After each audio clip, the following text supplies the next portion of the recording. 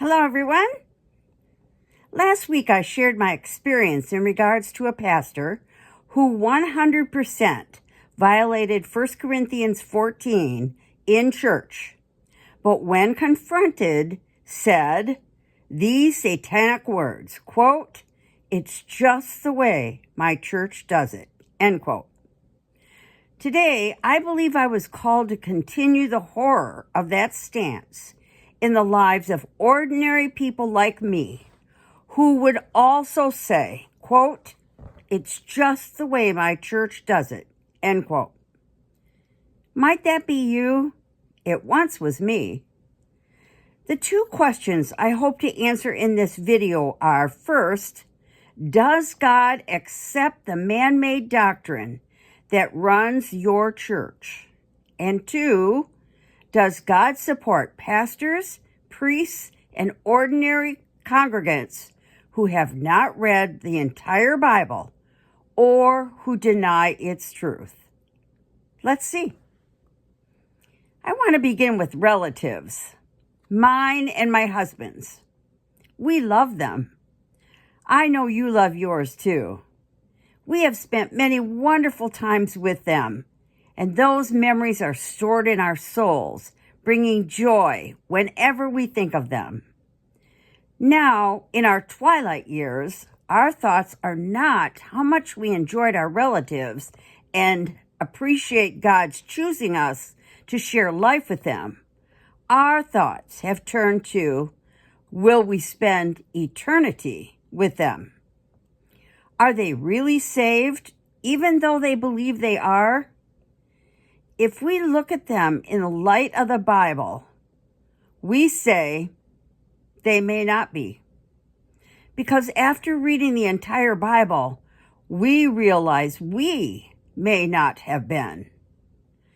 Though we are not allowed to judge their salvation, we are absolutely told to judge their lives and their fruit. Read 1 Corinthians chapter 5. Truth is, we'd never witness if we didn't judge. So we have to look at the do not judge verse of Matthew 7 against the do judge in Corinthians 5 verses 12 and 13. Like the pastor in last week's video, our relatives are devoted to their denominational church, as we once were. Many of those churches now support things like homosexuality that God absolutely does not support. So our relatives are putting their devotion to their church above God, and they won't budge, no matter what. Why is this happening? Because they love their relatives who are sinning, and they have never read the entire Bible. Even more important is the fact that they believe their pastor or priest has read the entire Bible, which he has not. And the man-made doctrine of the church is supreme to them. One of our relatives even questions the accuracy of the Bible. Because of that, she picks and chooses what she wants to believe and rejects the rest. My husband cares very deeply for her and has witnessed to her. She, however, supports homosexuality, transgender, living together outside of marriage, and more, while attending church every Sunday, firmly believing she is saved because she believes Jesus died on the cross for her sins. Problem for her, though, is even Satan and his angels believe that. And God said we must first believe and then obey, a word which appears over 200 times in the Bible. My husband and I are sad, very sad, about the choices of our dear relatives, choices which may very well stand in the way of their salvation. Now let me tell you about two people I have witnessed to whose lives changed because they actually have read or are presently reading the entire Bible. One person spent a year reading it entirely and has started to read it again. Her eyes were unblinded. It is clear to her now that the church's stance on faith alone is biblically wrong. And it is. This idea came from Martin Luther. While I admire his stance and his courage from so many years ago, Satan blinded Luther when he stopped reading the Bible at Ephesians chapter 2, verses 8 and 9, and didn't read or didn't think about Ephesians 10, verse 10. That is how he developed the doctrine of faith alone. While verses 8 and 9 support that, verse 10 does not. It says we must, quote, do the work God prepared in advance for us to do. And the book of James, which Luther told people not to read, says, quote, faith without works is dead, end quote. Luther was wrong to pick and choose what he felt were right and wrong verses in the Bible. God wrote one book, and he's God. The Bible is to be read and accepted as God wrote it. That is where Luther and many others went wrong. Anyone who reads the entire Bible will understand how wrong Luther was, and yet appreciate his courage that changed the Catholic Church. The second person I witnessed to was raised Catholic and has held dearly to that religion all her life. At my urging, she began to read the entire Bible.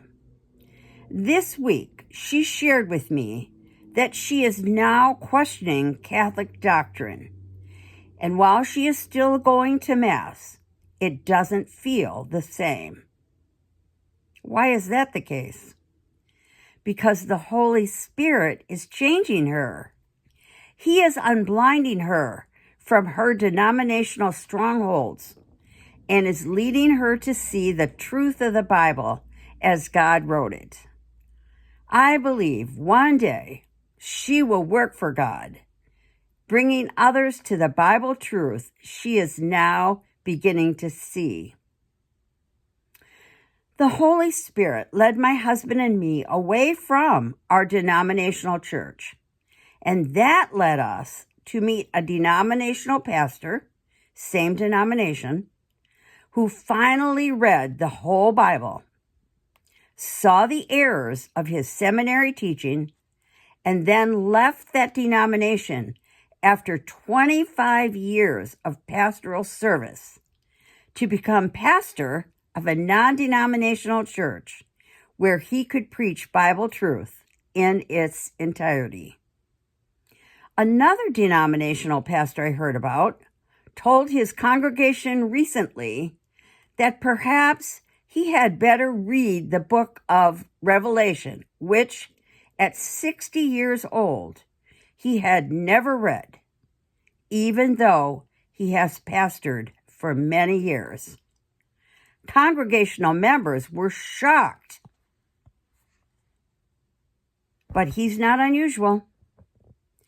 As I have said, seminaries do not require their pastors and priests to read the entire Bible, but to read and teach what their denomination supports in the Bible.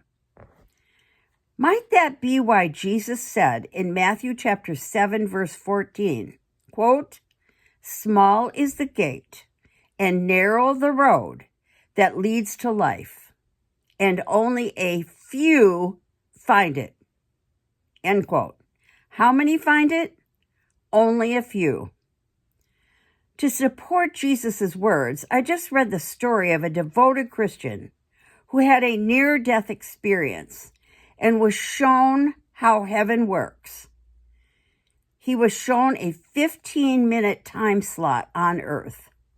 1,900 people died in the world during those 15 minutes. Of those 1,900 people, only 50 went to heaven. What? Just 50 of 1,900 people. The Christian was told to go back to earth and preach truth about Satan and his schemes. Not everyone goes to heaven, folks. In fact, as Jesus said, and the pastor's experience shows, only a few do. Wake up before it's too late. I remember the day I told a pastor I will never witness. I forgot that the Holy Spirit was listening, and he quickly turned it around in me. I want to make it clear that while I now witness and have given you examples of my witness, I am no one special. You are required to witness also. That's the reason you were created. Quote, to do the work God created in advance for you to do. End quote. I get no credit for what I'm doing because I'm supposed to be doing it. And no success belongs to me. I plant a seed. The Holy Spirit takes it from there. Are you planting a seed? You are required to do that. Read the words of Jesus in Acts chapter 1 where he says, quote, you will be my witnesses to the ends of the earth, end quote. While he said those words to the disciples, they had no way to get to the ends of the earth. Jesus actually then said those words to you and to me. And his words included, you will. There are no excuses.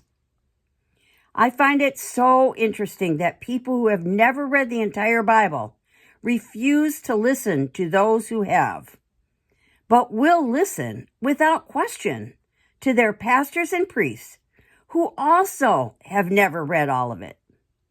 Satan is doing a great job. Thanks for listening. I pray the videos last week and this week lead you to think about where you really stand in your relationship with God and to ask yourself this question: is Satan working in my life and leading me to put my church and its doctrine ahead of God? Next week, we will return to Revelation 15 and 16, where we will begin to see Satan in action as life on this earth comes to an end. I don't know about you, but I love God's interruptions in my schedule. See you Thursday.